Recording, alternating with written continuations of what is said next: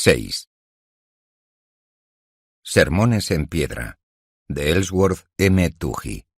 Se publicó en enero de 1925. El libro tenía una meticulosa cubierta de color azul oscuro, con letras sencillas plateadas y una pirámide también plateada en una esquina.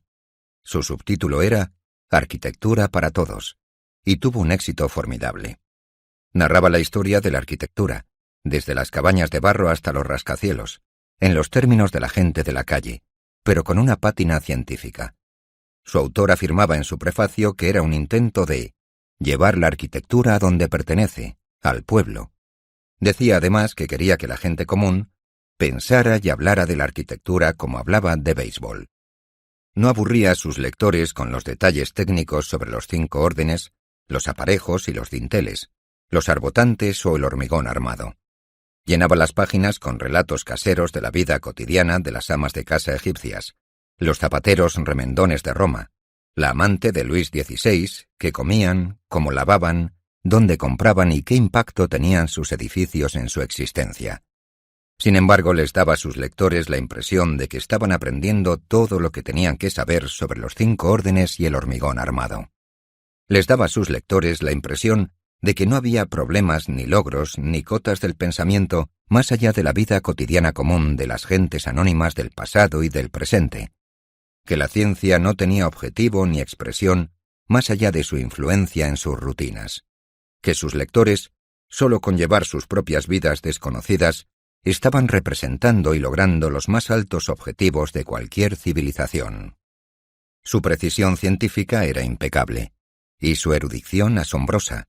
Nadie podía refutarlo acerca de los utensilios de cocina de Babilonia o los felpudos de Bizancio. Su escritura tenía la viveza y el colorido del observador directo. No se arrastraba trabajosamente por los siglos. Él danzaba, como decía la crítica, por las sendas del tiempo como un juglar, un amigo y un profeta. Él decía que la arquitectura era la mayor de las artes porque era anónima, como toda grandeza.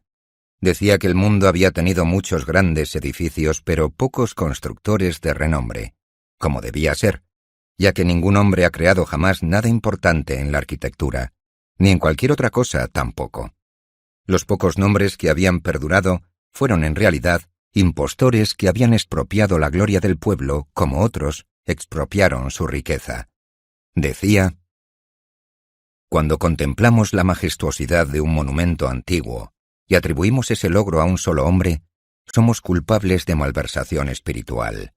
Pasamos por alto el ejercicio de artesanos, desconocidos y olvidados que los precedieron en la oscuridad de los tiempos, que trabajaron duro y con humildad, todo heroísmo es humilde, y contribuyeron cada uno con su pequeña aportación al tesoro común de su tiempo. Un gran edificio no es la creación privada de un genio u otro, es simplemente una condensación del espíritu de un pueblo.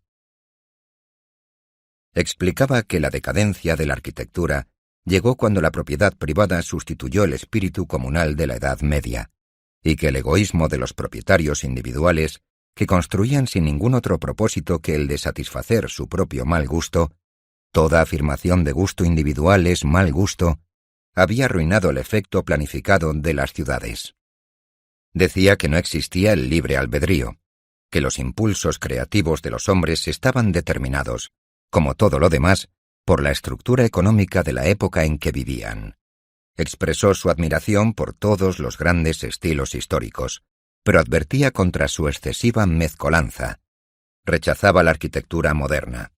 Hasta ahora no ha representado nada salvo el capricho de individuos aislados.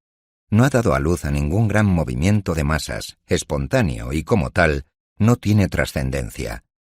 Predecía que llegaría un mundo mejor, donde todos los hombres serían hermanos y sus edificios serían armoniosos y similares, según la gran tradición de Grecia, la madre de la democracia.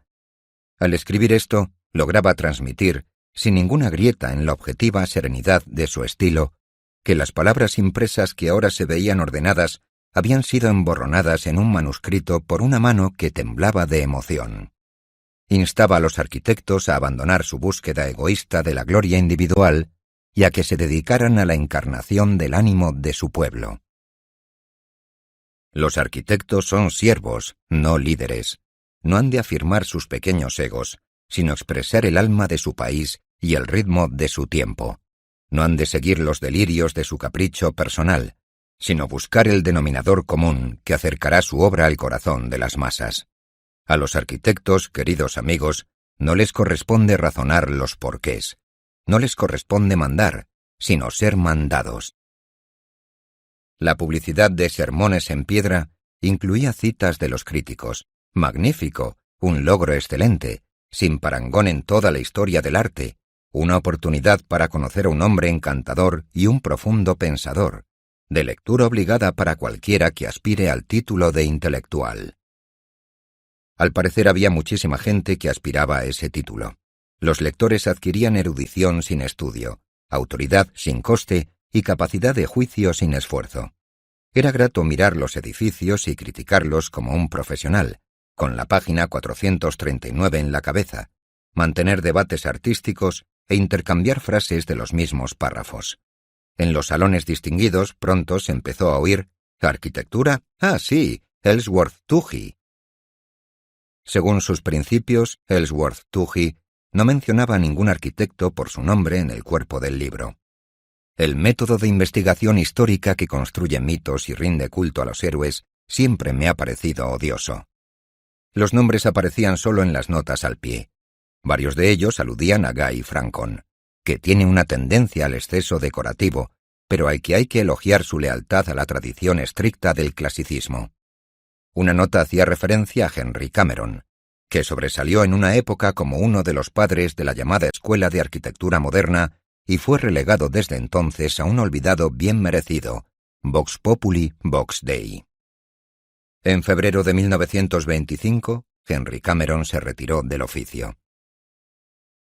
Hacía un año que sabía que ese día iba a llegar. No había hablado de ello con Rourke, pero ambos lo sabían y siguieron adelante, sin esperar nada, salvo seguir mientras fuese posible. Habían goteado algunos pocos encargos el año anterior, casitas de campo, gasolineras y remodelaciones de edificios antiguos. Lo aceptaban todo, pero el goteo se paró. Las tuberías estaban secas. Le cortó el agua una sociedad a la que Cameron nunca le había pagado la factura. Simpson y el viejo de la recepción habían sido despedidos tiempo atrás. Solo quedaba Rourke, que permanecía allí las noches de invierno y miraba el cuerpo de Cameron desplomado en su mesa, con los brazos colgando, la cabeza sobre ellos y una botella que brillaba bajo la lámpara. Entonces, un día de febrero, cuando Cameron llevaba semanas sin probar el alcohol, quiso alcanzar un libro de un estante y se desmayó a los pies de Rourke, de repente, sin más, al fin. Rourke lo llevó a casa y el médico le dijo que si Cameron intentaba salir de la cama, no necesitaría más sentencia de muerte. Cameron lo sabía. Yacía quieto, con la cabeza en la almohada, con los brazos extendidos y obedientes a cada lado del cuerpo, sin parpadear, con la mirada vacía. Después dijo: «Cierra la oficina por mí, Howard. ¿Lo harás?» «Sí». Cameron cerró los ojos y no dijo nada más. Rourke se quedó sentado toda la noche junto a su cama, sin saber si el viejo dormía o no. Apareció una hermana de Cameron que llegó desde algún lugar de Nueva Jersey. Era una viejecita tímida de cabellos blancos, manos temblorosas y una cara difícil de recordar, tranquila, resignada y apaciblemente desesperanzada. Recibía unos modestos ingresos y asumió la responsabilidad de llevarse a su hermano a su casa en Nueva Jersey. Nunca se había casado y no tenía nadie más en el mundo.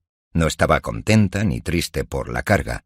Hacía muchos años que había perdido su capacidad emocional. El día de su partida, Cameron le entregó a Rourke una carta que había escrito por la noche a duras penas, sobre un viejo tablero de dibujo apoyado en sus rodillas y con su cuerpo recostado en la almohada. La carta iba dirigida a un destacado arquitecto. Era una recomendación de trabajo para Rourke. Rourke la leyó y, mirando a Cameron, y no sus propias manos, rompió la carta por la mitad, juntó los trozos y los volvió a romper. «No, no vas a pedirles nada. No te preocupes por mí», dijo Rourke. Cameron sacudió la cabeza y guardó silencio un largo rato. Después dijo: «Cierra la oficina, Howard. Déjales los muebles como pago del alquiler, pero coge el dibujo de mi pared y envíamelo, solo eso. Quema todo lo demás, todos los papeles, todos los archivos, los dibujos, los contratos, todo. Sí. La hermana de Cameron llegó con la camilla y los auxiliares, y se fueron en ambulancia hasta el transbordador. Al entrar al transbordador, Cameron se dirigió a Rourke. «Ahora vas a volver», dijo, y añadió, «vas a venir a verme, Howard, no demasiado a menudo». Rourke se dio la vuelta y se alejó mientras llevaban a Cameron al embarcadero. La mañana estaba nublada y el aire llevaba el olor frío y podrido del mar. Una gaviota que volaba a muy poca altura sobre las calles, gris como una hoja de periódico flotante, se posó en un rincón de piedra húmeda y rayada. Aquella noche Rourke fue a la oficina cerrada de Cameron. No encendió las luces. Encendió el fuego en la estufa salamandra del despacho de Cameron y vació un cajón tras otro sobre el fuego, sin bajar la mirada. Los papeles crujían en el silencio. Se levantó un ligero olor a moho en la habitación oscura, y el fuego siseaba, chisporroteaba y hacía saltar chispas brillantes. A veces un copo blanco con los bordes carbonizados escapaba revoloteando de las llamas. Él lo volvía a meter con la punta de una regla de acero. Había dibujos de los edificios famosos de Cameron y de edificios no construidos. Había cianotipos con finas líneas blancas, vigas que aún estarían en alguna parte. Había contratos con firmas famosas, y a veces del rojo vivo asomaba una cantidad de 7 cifras escrita en papel amarillento. Refulgía y volvía a caer entre una pequeña ráfaga de chispas. De entre las cartas de un viejo archivador cayó al suelo un recorte de prensa. Rourke lo recogió. Estaba seco, quebradizo y amarillento, y se rasgó por las dobleces entre sus dedos. Era una entrevista a Henry Cameron con fecha de 7 de mayo de 1892. Decía: «La arquitectura no es un negocio, no es una carrera, sino una cruzada y una consagración a la alegría que justifica la existencia sobre la tierra». Tiró el recorte al fuego y cogió otro archivador. Recogió todos los restos de los lápices de la mesa de Cameron y los echó también. Se quedó de pie junto a la estufa. No se movió. No miró hacia abajo. Sentía el movimiento del resplandor, una leve vibración con el rabillo del ojo. Miró el dibujo del rascacielos que jamás se había construido, colgado en la pared, delante de él. Era el tercer año de Peter Keating con la firma Francon & Heyer. Iba con la cabeza levantada y se erguía con una estudiada rectitud. Parecía uno de esos jóvenes de éxito que salen en los anuncios de cuchillas caras o de coches de categoría media. Vestía bien y notaba que la gente lo miraba. Tenía un apartamento cerca de Park Avenue, modesto pero estiloso, y había comprado 3 valiosos aguafuertes, así como la primera edición de un clásico que después nunca leyó ni abrió. En ocasiones acompañaba a los clientes al Metropolitan Opera. Una vez apareció en una fiesta de disfraces de la Escuela de Artes y causó sensación con su disfraz de picapedrero medieval de terciopelo escarlata y sus medias.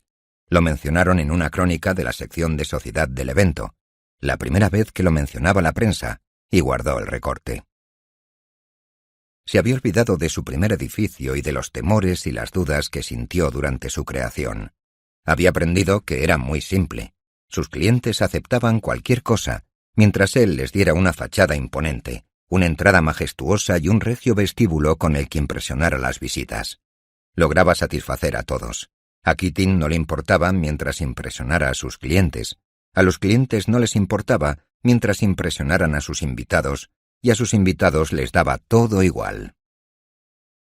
La señora Keating alquiló su casa en Stanton y se fue a vivir con él a Nueva York. Él no quería, pero no podía negarse, porque era su madre y se suponía que no podía negarse.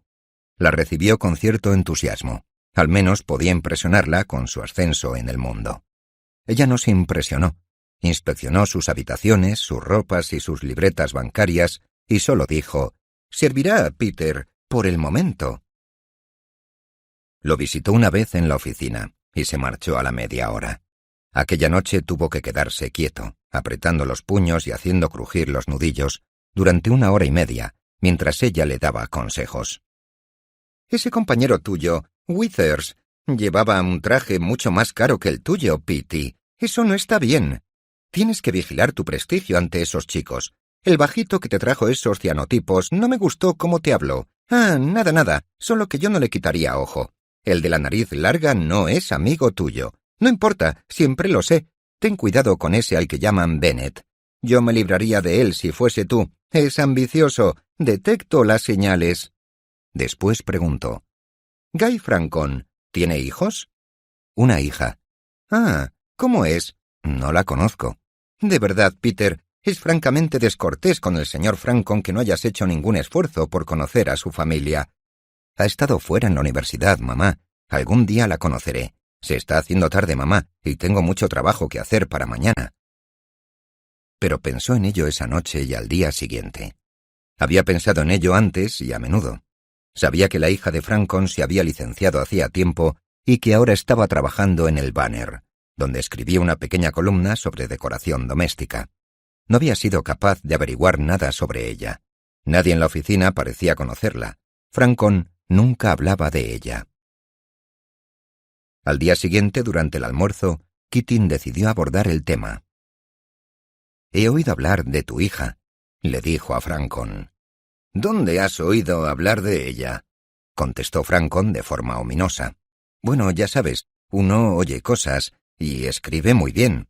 «Sí, escribe muy bien», dijo Francon y cerró la boca enseguida. «La verdad, Guy, es que me encantaría conocerla». Francon lo miró y suspiró con fatiga. «Sabes que no vive conmigo, tiene su propio apartamento. No estoy seguro siquiera de que me acuerde de la dirección. Bueno, supongo que la conocerás algún día. No te gustará, Peter». «¿Y eso? ¿Por qué lo dices?» «Es una de esas cosas, Peter. Como padre me temo que soy un fracaso total. Dime, Peter, ¿qué dijo la señora Mannering sobre la nueva disposición de la escalera?» Keating se enfadó y se sintió decepcionado, pero también aliviado. Observó la rechoncha figura de Francon y se preguntó qué aspecto habría heredado la hija para ganarse la obvia antipatía de su padre. Rica y fea como un pecado, como la mayoría de ellas, concluyó. Pensó que eso no tenía por qué frenarlo algún día. Simplemente se alegraba de que ese día se pospusiera. Pensó, con un renovado entusiasmo, que iría a ver a Catherine esa noche. La señora Keating había conocido a Catherine en Stanton. Esperaba que Peter se hubiera olvidado de ella. Ahora sabía que no la había olvidado, aunque rara vez hablaba de Catherine y nunca la llevaba a su casa. La señora Keating no mencionaba a Catherine por su nombre, pero hablaba sobre las chicas sin un centavo que les echaban el gancho a jóvenes brillantes, sobre prometedores muchachos cuyas carreras se habían arruinado por casarse con la mujer incorrecta, y le leía todas las noticias de los periódicos sobre celebridades que se divorciaban de su mujer plebeya, la cual no podía mantenerse a la altura de su posición. Mientras iba andando a casa de Catherine aquella noche, Keating pensó en las pocas veces que la había visto, en que habían sido visitas sin importancia, pero eran los únicos días que recordaba de su vida en Nueva York. Cuando ella lo dejó pasar, él encontró en medio del salón de su tío un revoltijo de cartas esparcidas en la alfombra, una máquina de escribir portátil, periódicos, unas tijeras, cajas y un bote de pegamento. «¡Vaya por Dios!», dijo Catherine, cayendo de rodillas en medio de todo aquel desorden. «¡Vaya por Dios!».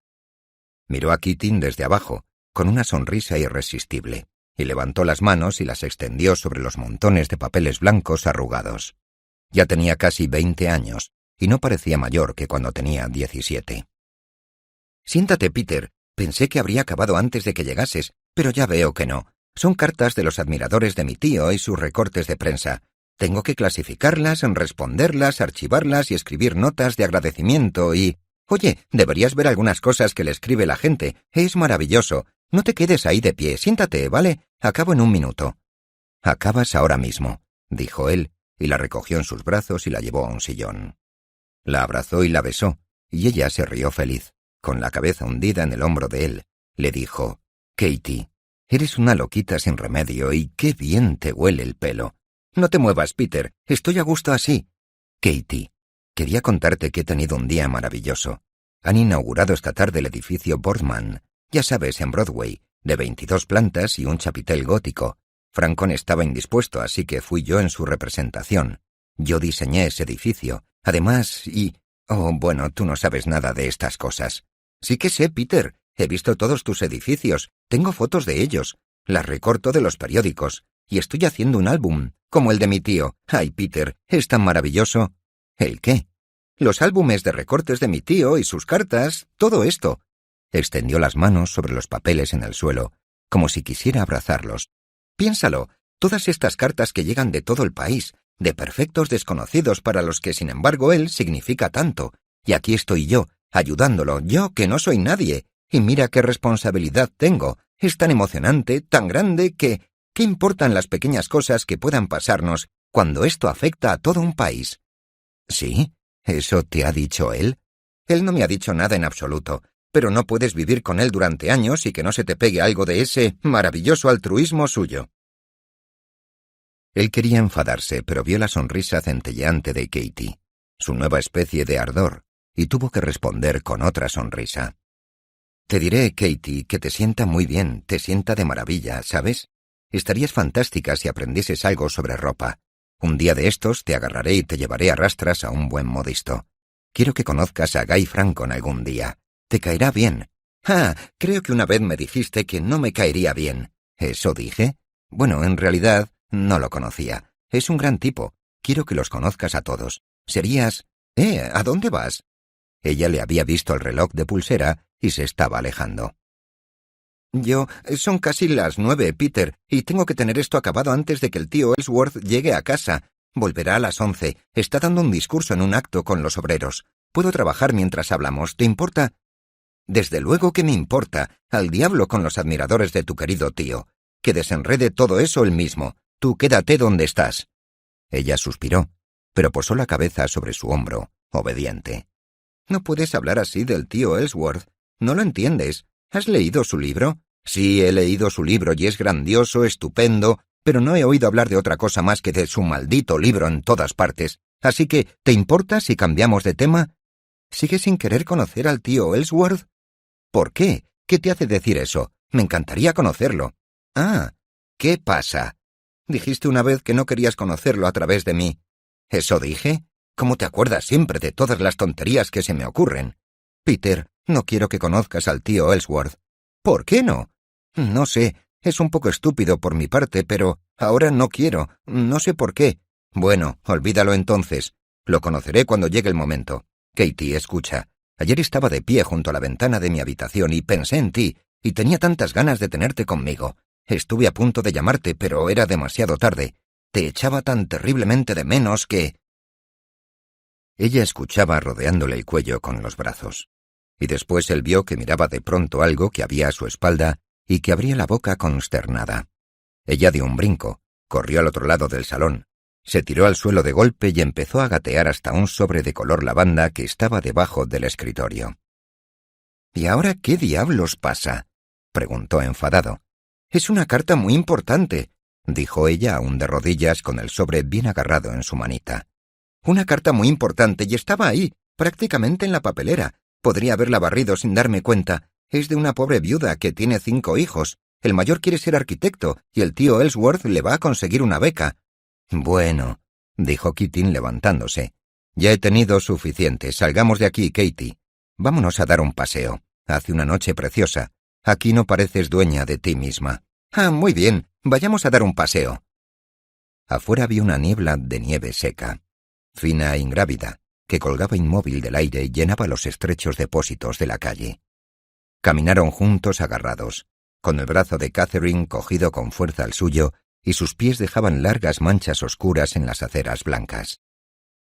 Se sentaron en un banco en Washington Square. La nieve envolvía la plaza y la separaba de las casas, de la ciudad. Por su lado pasaban, a través de la sombra del arco, pequeños puntos de luz, blancos como el acero, verdes y rojizos. Ella se acurrucó junto a él y él contempló la ciudad. Siempre le había dado miedo, y le daba miedo en ese momento, pero tenía 2 frágiles protecciones, la nieve y la chica que tenía al lado. Katie, susurró. Katie. Te amo, Peter.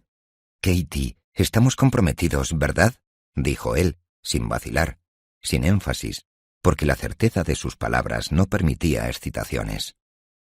Él vio que la barbilla de Katie se movía débilmente, como si se cayera y se levantara para formar una palabra. «Sí», dijo ella con calma, con tanta solemnidad que la palabra sonó a indiferencia. Katie nunca se había permitido preguntar al porvenir, porque preguntar habría sido admitir una duda, pero supo, cuando pronunció la palabra sí, que lo había estado esperando y que lo echaría a perder si se ponía demasiado contenta. «En 1 año o 2 estaremos casados», dijo él, apretándole la mano. «En cuanto tenga una posición firme y definitiva en la empresa. Tengo que cuidar de mi madre, pero en 1 año todo irá bien». Intentó hablar de la manera más fría y pragmática que pudo para no arruinar el milagro de lo que sentía. «Esperaré, Peter», susurró ella. «No hace falta que nos apresuremos. No se lo contaremos a nadie, Katie. Es nuestro secreto, solo nuestro, hasta que...» De repente se le cruzó un pensamiento y se dio cuenta, con horror, de que no podía probar que nunca se le hubiera cruzado antes, pero sabía con total sinceridad, aunque le asombrase, que nunca lo había pensado. La apartó de sí y dijo molesto: «Katie, no pensarás que es por ese gran maldito tío tuyo». Ella se rió. Sonó ligera y despreocupada, y él supo que estaba fuera de sospecha. «Dios, no, Peter. No le gustará, pero ¿qué nos importa a nosotros?» «¿No le gustará? ¿Por qué?» «Oh, no creo que apruebe el matrimonio. No es que él predique nada inmoral, pero siempre me dice que el matrimonio está anticuado, que es un mecanismo económico para perpetuar la institución de la propiedad privada, o algo de eso, o por lo que sea, no le gusta». «Pues estupendo, ya le enseñaremos nosotros». Con toda sinceridad, se alegraba de ello. Eso acababa con la idea, no en su cabeza, que sabía que era inocente, sino en la cabeza de los demás, de que en sus sentimientos hacia ella hubiese algún cálculo como el que se aplicaba a la hija de Francon, por ejemplo. Pensó que era extraño que eso pareciera tan importante, que estuviera tan desesperado por desvincular sus sentimientos hacia ella de todas las demás personas. Dejó caer la cabeza hacia atrás y sintió la quemazón de los copos de nieve en los labios. Después se giró y la besó. Su boca estaba suave y fría por la nieve. El sombrero de Katie se había ladeado.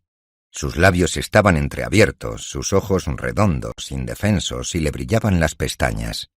Él le cogió la mano, con la palma hacia arriba, y la miró.